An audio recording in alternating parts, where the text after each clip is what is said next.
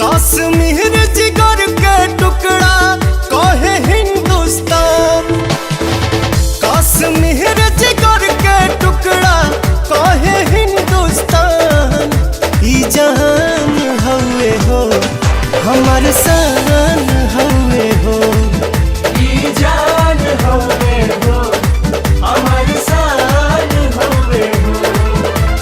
स्वर्ग बनौले अपना हाथे धरती पर भगवान। ई जान हवे हो हमार शान हवे हो। ई जान हवे हो हमार शान हवे हो।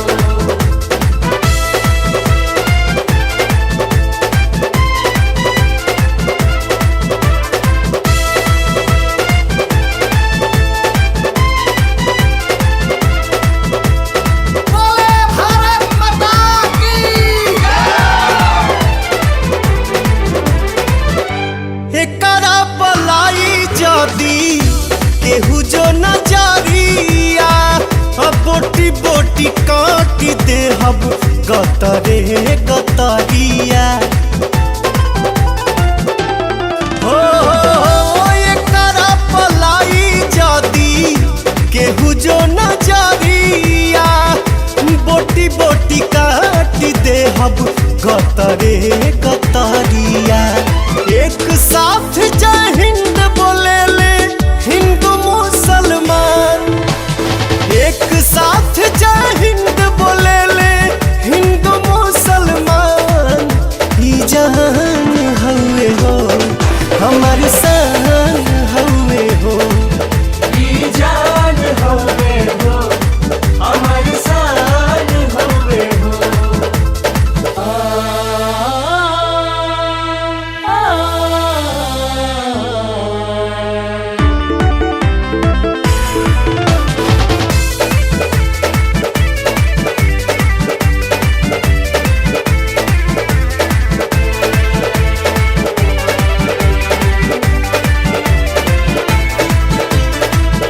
दूध जदी मांगा बेटा खीर दे हब साथे।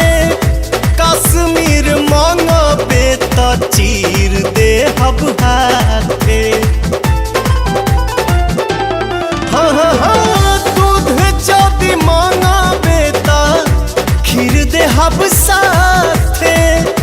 कश्मीर मांगा बेटा चीर दे हब हाथे।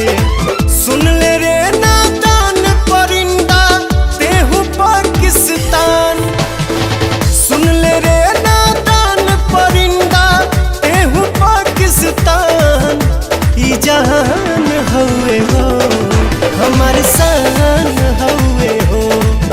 ई जान हवे हो हमार शान हवे हो।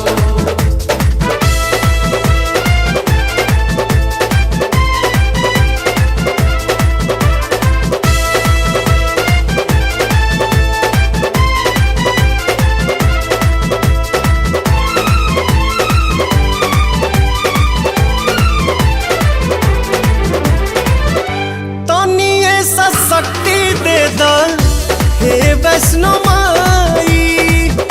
पर कश्मीर में तिरंगा लहराई।